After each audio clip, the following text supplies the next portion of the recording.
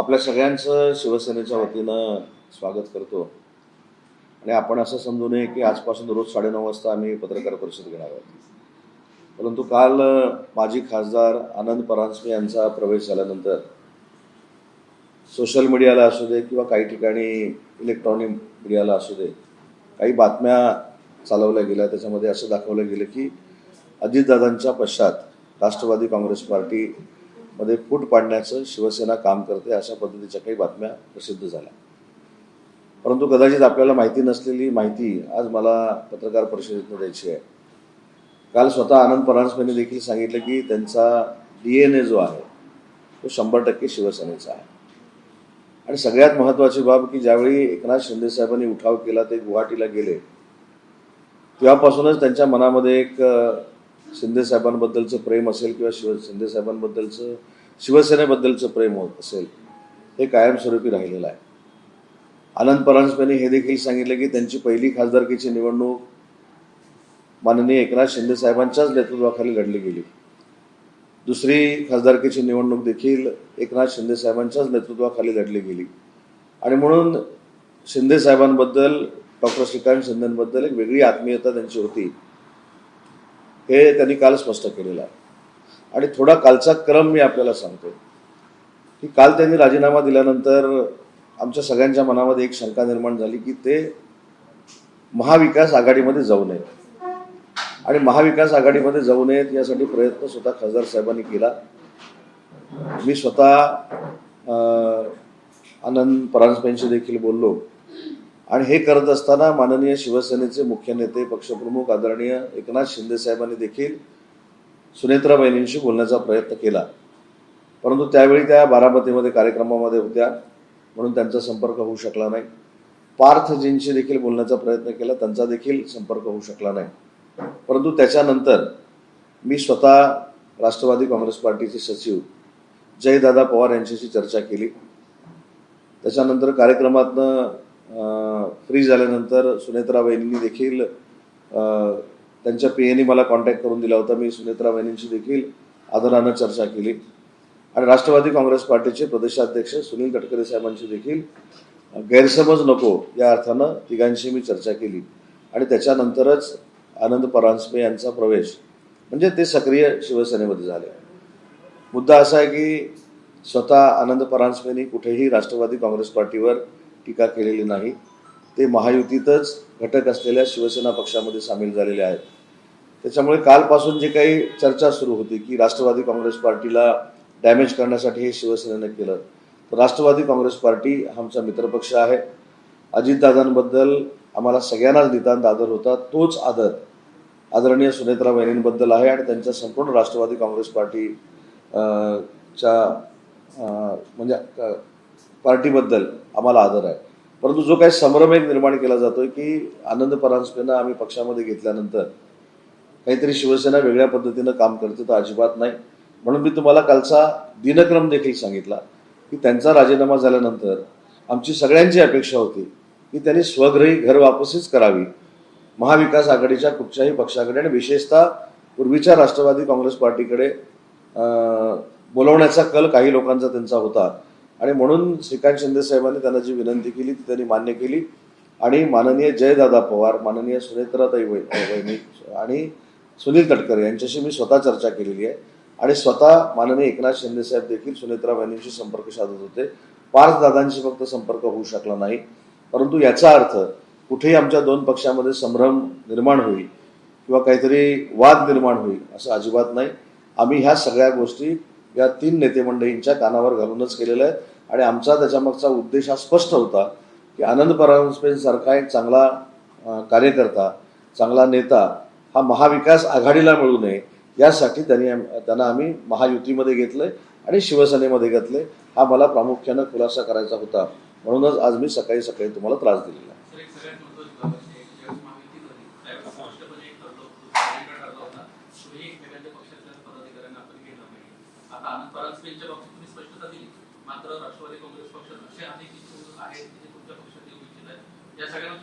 नाही, एक पहिली गोष्ट अशी आहे की नक्की अशी चर्चा झाली होती की एकामेकाचे कार्यकर्ते किंवा नेते एकामेकाच्या पक्षामध्ये घेऊ नये. पण एखादी व्यक्ती स्वतःहून पक्ष सोडून जर निघाला असेल, स्वतःहून पक्ष सोडून जात असेल आणि तो आमच्या विरोधातल्या पक्षाचं नेतृत्व स्वीकारणार असेल, तर आमची सगळ्यांची जबाबदारी आहे की त्यांनी महायुतीच्याच पक्षाचं कुठेतरी नेतृत्व स्वीकारलं पाहिजे. म्हणून आम्ही त्यांना समजवण्यामध्ये यशस्वी झालो. आणि काल देखील त्यांनी सांगितलं की त्यांची घरवापसी झालेली आहे, ते स्वगृही परत आलेले आहेत. आणि ह्या सगळ्या कल्पना मी ह्या तिन्ही नेते मंडळींना दिलेल्या आहेत. शिवसेनेकडून आता दारं मोकळी झालेली, खुली झालेली आहे, कारण भाजपकडून बरेचसे नेते जे एकनाथ शिंदे यांच्या नेतृत्वामध्ये काम करू इच्छितात. नाही, दारं खुली झाली असा ह्याच्यातला भाग नाही. भाजप, शिवसेना आणि राष्ट्रवादी काँग्रेस पार्टी, अजितदादांची ही आमची अलायन्स आहे. हे अपवादात्मक एखादी व्यक्ती विरोधामध्ये जाऊ नये किंवा एखादी व्यक्ती विरोधात जाऊन शेवटी सगळ्यांचेच पक्ष डॅमेज होतील ना. समोर गेल्यानंतर अजितदादांची राष्ट्रवादी काँग्रेस पार्टी देखील डॅमेज झाली असते. आणि म्हणून कुठेही दुसऱ्या विरोधकांकडे न जाता त्यांनी आमच्या सोबत राहावं, महायुतीत राहावं, म्हणूनच त्यांना शिवसेनेमध्ये घेण्याचा आम्ही प्रयत्न केला आणि त्याच्यामध्ये आम्ही यशस्वी झालो. राष्ट्रवादी पण शिवसेनेचे काही नेते घेऊ शकते. टिट फॉर टॅटचं राजकारण सुरू होईल. मी काय सांगितलं की हे बघा, प्रत्येक पक्षामध्ये ही यंत्रणा आहे. सगळेच चांगले आहेत, सगळेच वाईट आहेत हा क्रायटेरिया कोणच लावू शकत नाही. परंतु अशी अपवादात्मक परिस्थिती निर्माण झाली तर सुनील तटकरे साहेबांनी आमच्या साहेबांशी बोलावं ना.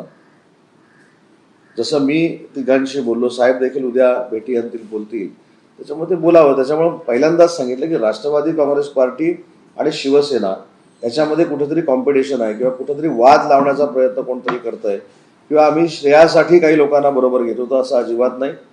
आम्ही या तिघांशी चर्चा केली. फक्त पार्थदादांशी माझा संपर्क काल होऊ शकला नाही, परंतु या तिघांशी चर्चा केली आणि त्याच्यानंतरच आम्ही आनंद परांजपेंना शिवसेनेमध्ये सक्रिय करून घेतलेला आहे.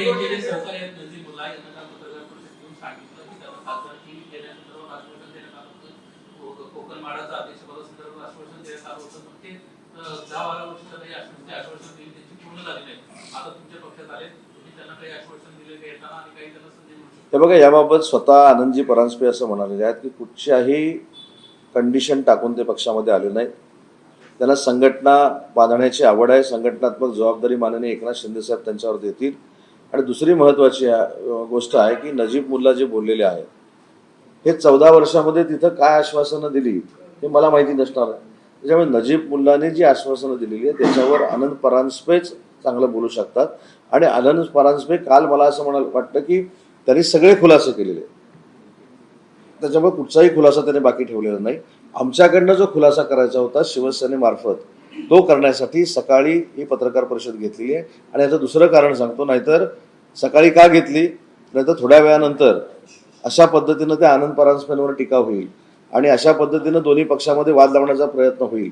तो लागू नये, कोणामध्ये गैरसमज पसरू नये, म्हणून सकाळी सकाळीच आम्ही तुम्हाला त्रास दिलेला आहे. सर, वर्क फ्रॉम होमच्या बाबतीत राज्य सरकारकडनं काही पावलं उचलली जाणार आहे का, किंवा काही कंपन्यांना तशा पद्धतीनं सक्ती करणार आहात?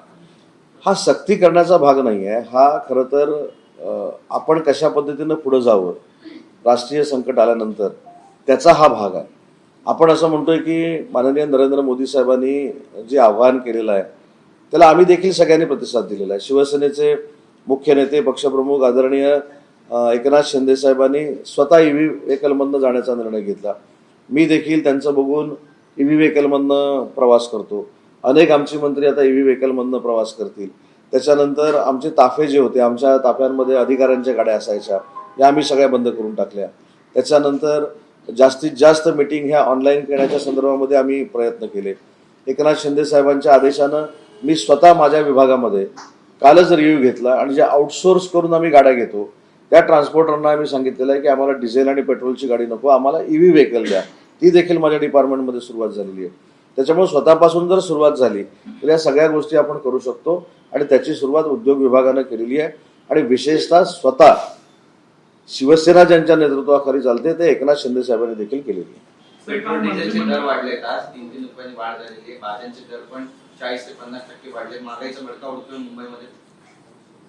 नाही, त्याची प्रोव्हिजनच आपल्याला माननीय पंतप्रधान नरेंद्र मोदी साहेबांनी सांगितलेली. आणि काल शरद पवार साहेबांनी देखील सांगितलं की माननीय नरेंद्र मोदी साहेबांनी जे आवाहन केलेलं आहे ते भारतातल्या जनतेनं गांभीर्यानं घेतलं पाहिजे. हे देखील काल शरद पवार साहेबांनी सांगितलेलं आहे. आणि मला असं वाटतं की शरद पवार साहेबांनी सांगितलेली स्टेटमेंट ही या सगळ्याचं उत्तर आहे. आंबा आणि काजू उत्पादक शेतकरी आहेत, त्यांचा आज मोर्चा निघतोय आणि वर्षा भंगावरती ते मोर्चा काढतायत. तुम्ही कोकणातलेच नेते आहात, काय नेमकी परिस्थिती आहे तिथली आणि काय नेमकं राजू शेट्टींच्या नेतृत्वाखाली हा मोर्चा निघतोय. मी 3 ते 4 वेळा राजू शेट्टी साहेबांशी बोललो आणि मी आजही सांगतो की या मोर्चाची आवश्यकता नव्हती. मी स्वतः कॅबिनेटमध्ये आंबा नुकसान भरपाई वाढवून द्यावी यासाठी प्रयत्न केलेले आहेत आणि पुढच्या 7-8 दिवसामध्ये त्याला नक्की यश येईल. परंतु मला असं वाटतं की राजू शेट्टी साहेबांचा कुणीतरी गैरसमज करून दिलेला आहे. ते रत्नागिरी जिल्ह्यामध्ये हेडक्वार्टर असलेल्या रत्नागिरी शहरात ज्यावेळी येतात त्यावेळी त्यांच्या आजूबाजूला जे बसलेले असतात ते आंबा व्यापारी कमी आणि युबीटीचे पुढारी जास्त असतात. त्याच्यामुळं राजू शेट्टींना देखील मी विनंती केलेली आहे. राजू शेट्टींच्या जे जवळ असतात त्यांच्याशी माझं बोलणं झालं की थोडंफार याला पक्षीय वलय देण्याचं काम आमच्या जिल्ह्यातले लोक करतायत आणि हा राजू शेट्टी साहेबांचा शेतकऱ्यांसाठी काढलेला किंवा आंबा बागायतदारांसाठी काढलेला मोर्चा आहे. युबीटीनं त्यांचा गैरसमज करून युबीटीचं प्रस्थ कुठंतरी आंबा बागायतदारांमध्ये वाढावं म्हणून राजू शेट्टींचा उपयोग केलाय, हेच काही कळेना असं झालेलं आहे.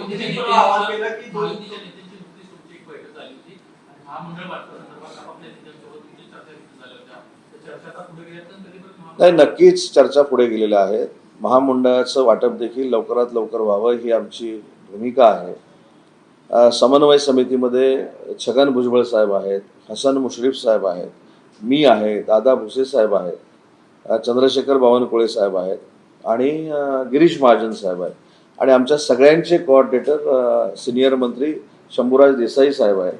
असे आम्ही जवळजवळ 7 लोक ह्या समन्वय समितीमध्ये आहोत आणि त्या समन्वय समितीमध्ये आम्ही काही ठरवून घेतलेलं आहे. त्या ठरलेल्या गोष्टी आम्ही मुख्यमंत्री मोदयांच्या कानावर घातलेल्या आहेत. काल चंद्रशेखर बावनकुळे साहेबांनी त्या सगळ्या गोष्टी आता आमच्या साहेबांच्या कानावर घातलेल्या आहेत.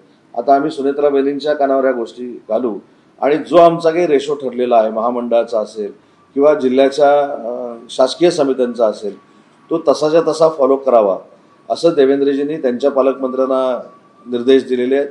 माननीय एकनाथ शिंदे साहेबांनी आम्हाला निर्देश दिलेले आहेत आणि सुनेत्रा बहिणींनी राष्ट्रवादी काँग्रेस पार्टीच्या पालकमंत्र्यांना हे निर्देश दिलेले आहेत.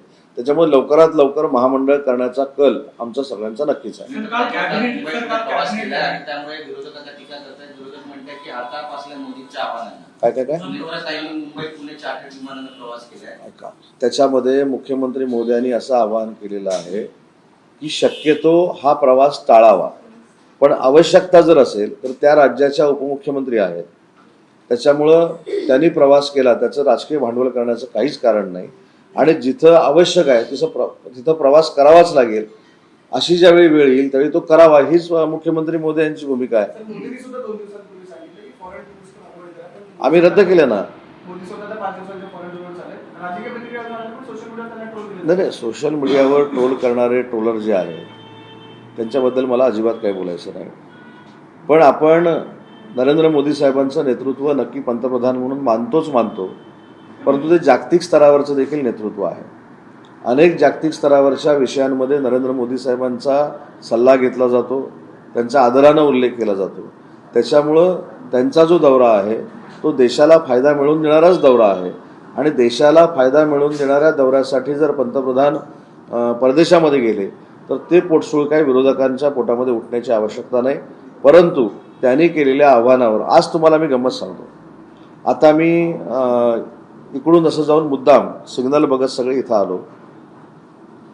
गाड्यांचं ट्रॅफिक जर बघितलं तर तुम्हाला पण मान्य करावं लागेल की मोदी साहेबांच्या आव्हानानंतर या मुंबईमध्ये 25% ट्रॅफिक कमी झालेलं सकाळचं तरी दिसतंय. तुम्ही देखील हा अनुभव घेतला असेल. कदाचित त्याच्यावर मतमतांतर असू शकतात, पण मोदी साहेबांच्या आव्हानाला अनेक लोकांनी प्रतिसाद दिलेला आहे. अनेक लोक त्या पद्धतीनं वागतायत, शासकीय अधिकारी देखील तशा पद्धतीनं वागतायत. आम्ही देखील ऑनलाईन बैठका घेण्याचा निर्णय घेतलेला आहे. त्याच्यामुळे परदेशामध्ये जाणं हा काही गुन्हा नाही आहे.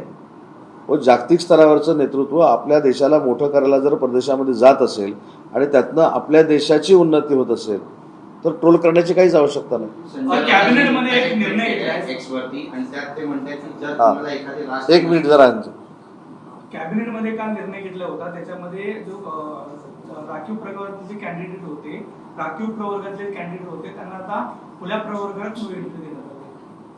मागासवर्गीय वर्गीय होते त्यांना खुल्या याच्यामध्ये जाता येणार नाही. नाही. आपण तो पूर्ण खरं तर वाचला पाहिजे. असं कुठचाही एखादा समाज दुखवेल असा काही कॅबिनेटनं निर्णय घेतलेला नाही. उलट जे आम्ही कॅबिनेटमध्ये निर्णय घेतो किंवा सरकार चालवत असताना SC NT VJNT असतील किंवा OBC बांधव असतील, मायक्रो OBC असतील, यांच्या कुठेही त्यांच्या न्याय हक्काला बाधा येऊ नये ही भूमिकाच आमच्या सरकारची आहे. त्याच्यामुळं कुठेही कुठच्या समाजाला बाधा येईल असा काही निर्णय झालेला नाही. उलट अजून काही निर्णय कॅबिनेटमध्ये झाले आणि त्याच्यामध्ये कोकणातल्या 2 जिल्ह्यांना अतिशय चांगल्या पद्धतीचा न्याय काल कॅबिनेटमध्ये मिळाला. तो म्हणजे सिंधुरत्न योजना, जी पूर्वी आमच्या सगळ्यांच्या संकल्पनेतनं आणि विशेषतः दीपक केसरकर जे माजी मंत्री आहेत यांच्या संकल्पनेतनं सुरू झालेली होती. ती सिंधुरत्न 2.0 ही योजना पुन्हा एकदा रत्नागिरी आणि सिंधुदुर्ग जिल्ह्यासाठी सुरू झालेली आहे.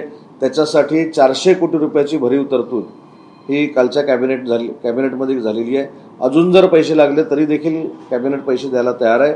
पर्यटन विषय असेल, बंदर विकास असेल, त्याच्यानंतर मत्स्य संवर्धन असेल, कृषी विभागामध्ये आंबा, काजू या सगळ्या गोष्टी असतील, बचत गटांना रोजगार उपलब्ध करून देण्याची भूमिका असेल किंवा वैयक्तिक लाभाच्या योजना असतील, या आम्ही सिंधुरत्न योजनेतनं देत असतो. आणि तो काल कॅबिनेटला अतिशय चांगल्या पद्धतीचा निर्णय झाला. कोकणामध्ये डॉक्टर बाबासाहेब आंबेडकर जी युनिव्हर्सिटी आहे, टेक्निकल युनिव्हर्सिटी आहे, त्याचा बृहत आराखडा 5 वर्षाचा आम्ही मान्य केला कॅबिनेटनंतर. अशा चांगल्या गोष्टी महाराष्ट्राला देण्याचं काम सगळी मंडळी कॅबिनेटमध्ये करत असतात. त्याच्यामुळे कुठेही जातीपातीचं राजकारण किंवा एखाद्या जातीला कमीपणा येईल असा कॅबिनेटमध्ये निर्णय झालेला नाही. इलेक्ट्रिकल व्हेकलच्या बाबतीत या आव्हानानंतर काही मागणी वाढली का किंवा बुकिंगच्या बाबतीत लोकांकडनं सकारात्मक असं होतंय का? नाही, याचा अहवाल घ्यावा लागेल, पण मला असं वाटतं की नक्की मागणी वाढलेली असेल. आज ती माझ्याकडे माहिती नाही, परंतु मी माहिती घेऊन तुम्हाला सांगतो. संजय राऊतांनी एक्सवर पोस्ट केले आहे आणि त्यात ते म्हणतात, जर तुम्हाला एखादे राष्ट्र नष्ट करायचे असेल तर त्या देशातील युवकांची विचार करण्याची क्षमता नष्ट करा. आणि हे कोट आहे व्लादिमीर लेनिनचं. त्यांनी ब्रॅकेटमध्ये म्हटले, सध्या भारतीय युवक असा भरकटलेला आणि मंद झालाय. जय श्रीराम. नाही, मला असं वाटतं की पूर्वीच्या कोणाला तरी रेफरन्स देऊन त्याच्यावर कायमस्वरूपी केंद्र सरकारला बदनाम करणं आणि महाराष्ट्र सरकारला बदनाम करणं हे काय 3.5 वर्ष तुम्ही रोज बघताय. तर याच्यामध्ये नवीन काही नाही. देशातल्या युवा वर्गाला केंद्र शासनावर विश्वास आहे. देशातल्या युवा वर्गाला माननीय नरेंद्र मोदी साहेबांवर विश्वास आहे, पंतप्रधानांवर विश्वास आहे. त्याच्यामुळे या ट्विटची कोणी दखल घेणार नाही याची मला पूर्ण खात्री आहे.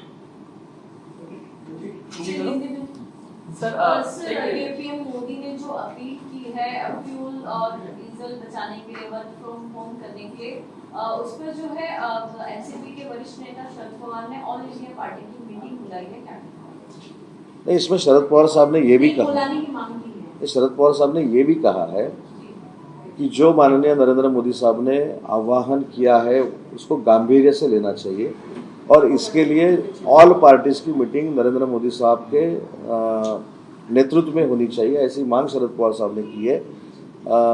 मेरा यही कहना है कि शरद पवार साहब ने जो पहली बात कही है कि नरेंद्र मोदी साहब का जो विचार है, जो आह्वान है, वो गांभीर्य से लेना चाहिए.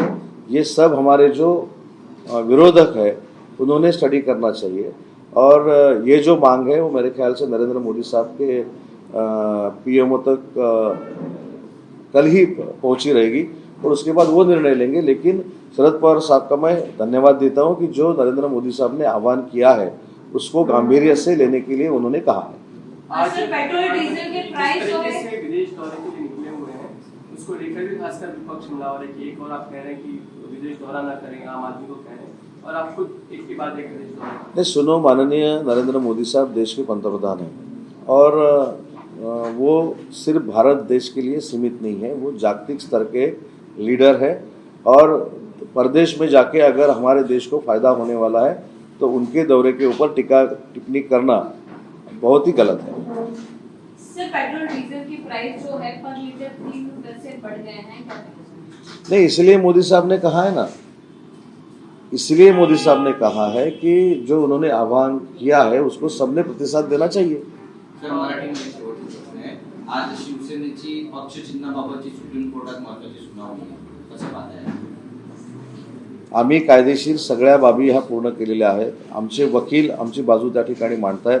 त्याच्यामुळे न्यायालयीन बाब असल्यामुळे मी त्याच्यामध्ये काय बोलणार नाही, परंतु न्यायालय योग्य तो निर्णय देईल. आम्ही सगळ्या कायदेशीर बाबी पूर्ण केलेल्या आहेत. सर, धन्यवाद. संजय राउत ट्वीट का ही इसलिए करते हैं कि वो अगर युवाओं को अगर वो कह रहे हैं कि यहाँ का युवा जो है भटक गया है और ऐसे भटके अगर युवाओं को भटका हुआ कह रहे हैं, लेनिन जो सोवियत उसके नेता थे उनको कोट करते हुए कह रहे हैं, तो क्या वो कहने की कोशिश करने का सचमुच युवा यह कहने की जरूरत ही नहीं है, क्योंकि ये ट्वीट की दखल कोई भी युवा नहीं लेगा, क्योंकि माननीय नरेंद्र मोदी साहब का जो नेतृत्व है वो सर्वमान्य नेतृत्व है। पश्चिम बंगाल में भी युवा वर्गों ने दिखाया है कि वो क्या कर सकते हैं, इसलिए जो ट्वीट किया है उसकी दखल कोई भी नहीं लेगा, ये मेरा दावा है। लेकिन वो अपने आखिरी जो लाइन ब्रैकेट में कहते हैं कि फिलहाल जो युवा जो है हमारा भटक गया है और मन बुद्धि हो गया, उनका कहने का मतलब, और लास्ट में जय श्री राम। नहीं, ये देखो, ये सिर्फ केंद्र सरकार को बदनाम करने की एक अलग सी स्टाइल है, और अभी इनको हिंदुत्व पता चल रहा है। अभी वो जय श्री राम बोल रहे हैं, लेकिन लोकसभा में क्या हुआ, जय श्री राम बोले क्या? विधानसभा में क्या हुआ, जय श्री राम बोले क्या? तो ये सिर्फ फेक नैरेटिव सेट करने का एक प्रयास है, और इससे युवा वर्ग कुछ भी उसमें फर्क नहीं पड़ेगा। उन्होंने पश्चिम बंगाल में और देश के सब इलेक्शन में दिखा दिया है कि वो क्या कर सकते हैं, और उन्होंने ये भी क्लियर कर दिया है कि देश के पंतप्रधान नरेंद्र मोदी साहब ये सर्वमान्य नेतृत्व है। सर, कर्नाटका की गवर्नमेंट ने जो हिजाब बैन था वहाँ पर, वो डिसीजन जो है वो अब हटा दिया, अभी कोई बैन नहीं है। लेकिन इसे लेकर मुस्लिम ग्रुप है वो कर्नाटका गवर्नमेंट को, सिद्धारमैया गवर्नमेंट को टारगेट कर रही, कह रहे हैं कि बहुत लेट फैसला ये लिया गया। ये फैसला क्या हुआ है, किसने लिया है, क्यों लिया है, इसके बारे में मुझको पता नहीं है, और पता करने के बाद ही इसके ऊपर बोलना उचित रहेगा, क्योंकि ये बहुत सेंसिटिव सब्जेक्ट है। पिछली गवर्नमेंट ने, कर्नाटक गवर्नमेंट ने उस वक्त मैं इन्फॉर्मेशन लेके बोलता हूँ ना, लेकिन अब जब उन्होंने बैन हटाया है तो इसके अलावा भी पहन सकते हैं। इसकी पूरी इन्फॉर्मेशन लेके मैं आपको कहूँगा कि इसके बारे में शिवसेना का क्या मत है। सर, टीएमसी के एमपी पश्चिम बंगाल में अभिषेक बैनर्जी जो है वो बीजेपी की जीत पर कह रहे हैं कि बीजेपी ने जो है अब ये लोगों का वोट जो है वो लूट कर जीता है, इस तरह का स्टेटमेंट। तो केरल में क्या हुआ? जहाँ जहाँ ये जीते हैं वहाँ ईवीएम अच्छा है, जहाँ जहाँ जीते हैं वो अच्छी तरह से जीते, जहाँ ये पराभूत हुए हैं वहाँ ईवीएम का प्रॉब्लम है, यहाँ किसी ने बर्डन लाया इसलिए वो जीत गए। ये सब राजनीति है, और राजनीति अगर उनको अच्छी तरह से करना चाहिए तो अगर ईवीएम का मामला है तो सबने रिजाइन देना चाहिए ना, रिजाइन दे के बाजू में होना चाहिए। अभी देखो, देश के जो अपोजिशन लीडर है वो भी ईवीएम के बारे में बोलते हैं, लेकिन वो अपोजिशन लीडर है ना, अगर ईवीएम के ऊपर बहुत ही शंका है तो जिनको जिनको ईवीएम के ऊपर शंका है उन्होंने रिजाइन करना चाहिए। सर, स्वाभिमानी शेतकरी संगठन के अध्यक्ष राजू शेट्टी जी जो है आज किसानों के मुद्दे को लेकर वर्षा तक मार्च निकाल रहे हैं, क्या कहना चाहेंगे? नहीं, वो हमारे कोकण के जो अम्बा बागायतदार है और काजू व्यापारी है उनका नेतृत्व करने के लिए बम्बई में आए हैं। वो मेरे अच्छे दोस्त है। मैंने 4 बार उनसे बोला है कि उनका कोई मिसअंडरस्टैंडिंग कर रहा है, क्योंकि मैंने खुद कैबिनेट में जो अम्बा नुकसान भरपाई मिली है वो बढ़ा के देना चाहिए मांग की थी, और वो 8-10 दिन में काम हो जाएगा। लेकिन उनके साथ जो यूबीटी के लोग बैठते हैं उन्होंने उनका मिसअंडरस्टैंडिंग कर दिया है, और उसके लिए ये मोर्चा निकल रहा है, मेरा मत है। क्या वो जरूरत आ पड़ी कि आप अपने ही साथी दल के किसी प्रवक्ता को, जो मुख्य प्रवक्ता थे आनंद परांजपे को, आपने अपनी ओर कर लिया, ये कह रहे हैं कि वो नहीं, अभी मैंने मराठी में भी कहा है कि आनंद परांजपे साहब ने जब कल रिजाइन दी थी उसके बाद वो महाविकास आघाड़ी के किसी पार्टी में न जाए, इसलिए हमने प्रयास किया। और उसके बाद मैंने खुद राष्ट्रवादी कांग्रेस पार्टी के सचिव जयदादा पवार, राष्ट्रवादी कांग्रेस पार्टी के राष्ट्रीय अध्यक्षा सुनेत्रा वैनी पवार और प्रदेशाध्यक्ष सुनील तटकरे साहब के साथ बात की, क्योंकि मिसअंडरस्टैंडिंग न हो, और उसके बाद ही आनंद परांजपे साहब का प्रवेश लेके उनको हमने सक्रिय किया है। तो राष्ट्रवादी कांग्रेस पार्टी और शिवसेना, इसमें कोई भी मतभेद नहीं है। हमने ये जो कुछ किया है वो एनसीपी के लीडर लोगों को बोल के किया है। धन्यवाद।